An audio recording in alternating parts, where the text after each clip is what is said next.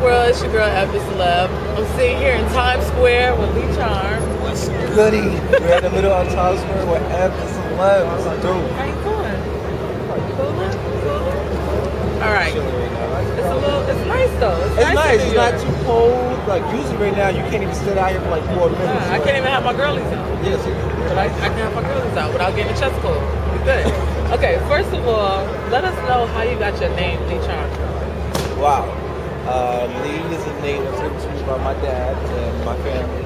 Charm is a name I feel I was born with, but I developed through a group that I was in. The group name was Debonair, and one of the definitions of Debonair is charming, sophisticated, and we each had a name.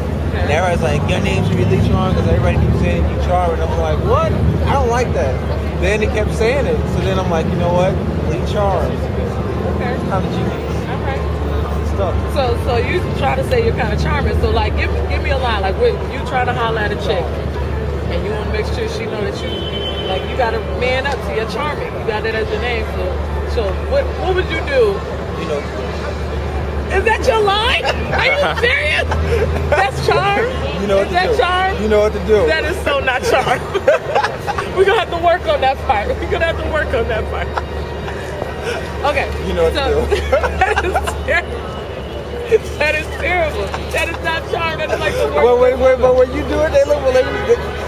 All right.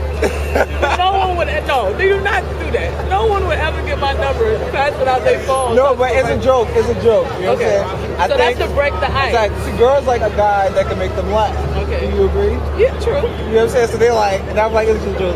What's good? My name is Lee. Like, you know what I'm saying? I just, for the most part, just be myself. You got the current single that you work in, Break the Ice. Talking about you having a chick that's like your homegirl, but you want to take it to the next level. Right? That's exactly so it's talk about basically love or friendship. That's a line in there, love or friendship. So how do you decide when it's time to jeopardize a friendship for love? Are you the type of dude that would jeopardize a good, long-lasting friendship for love? I have done that in the past, and that's why, like, when we started writing the song, because, like, you know, we got this hot beat. I'm like, what could this be about? Every song is about everything already. I feel on the radio, but you don't really hear songs about that. So I was sitting there, and you know, we had some titles on the board. That's how we write. You know what I'm saying? So Break the Ice. I'm like, this could mean anything. And I'm like, no, this is about a relationship. You know what I'm saying? And I've had a lot of people that are friends that, you know, eventually a guy and a girl or some friends. Sometimes you can go emotions for them. And if you're that cool of a friend, you may not necessarily want to break. You may not necessarily want to cross that barrier because everybody knows once you cross that barrier, there is no going back. You know what I'm saying? Like whether it's like you get married or something like that. And if you don't, most of the time, and this is not in every case, but most of the time you lose the friendship.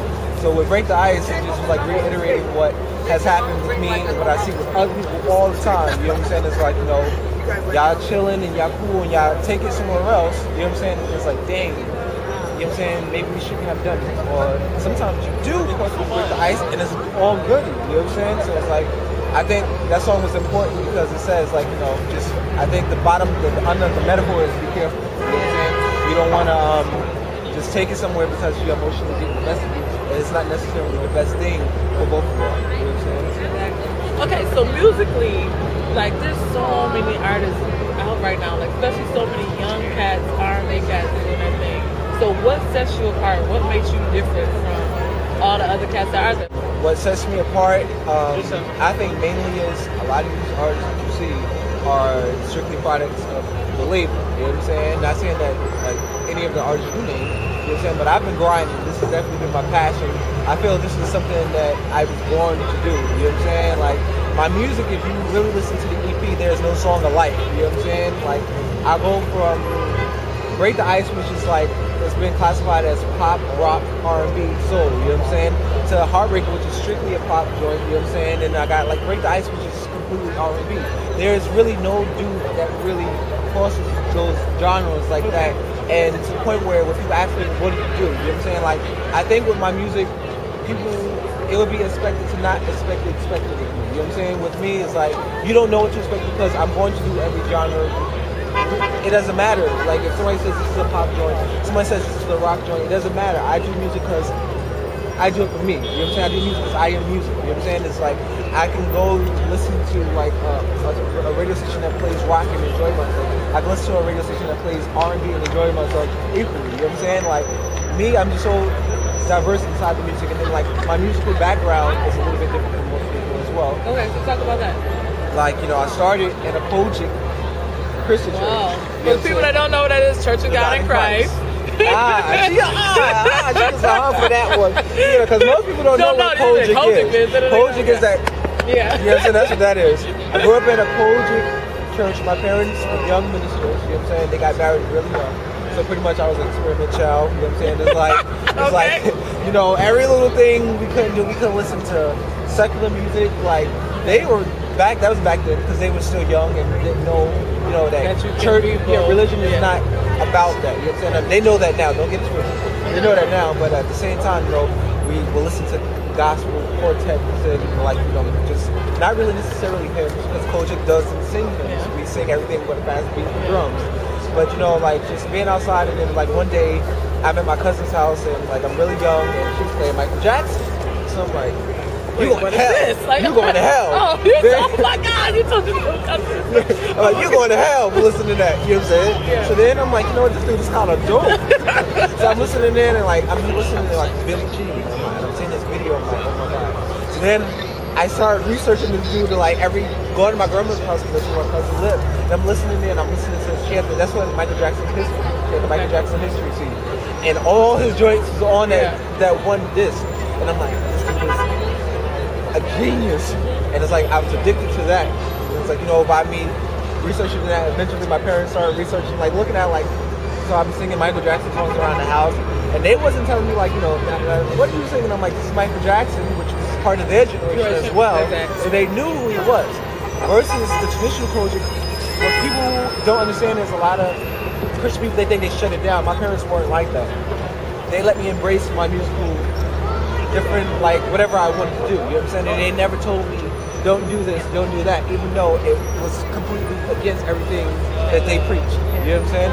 At the same time, well, this is Michael Jackson. So Michael Jackson, I'm like, who else is out there? You know what I'm saying? And then that led into like Chris Cross and all those different then you just let the cat out the bag. And we listen to Busta Rhymes, DMX.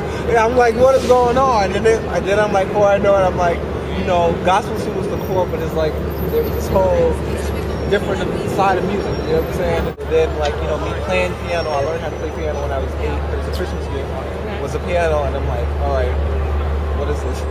But it was dope because I sit there and I started learning different chords. Then the mess turned into like, yo, that sounds like this on the radio. And I'm like, see, I'm getting kind of nice with it.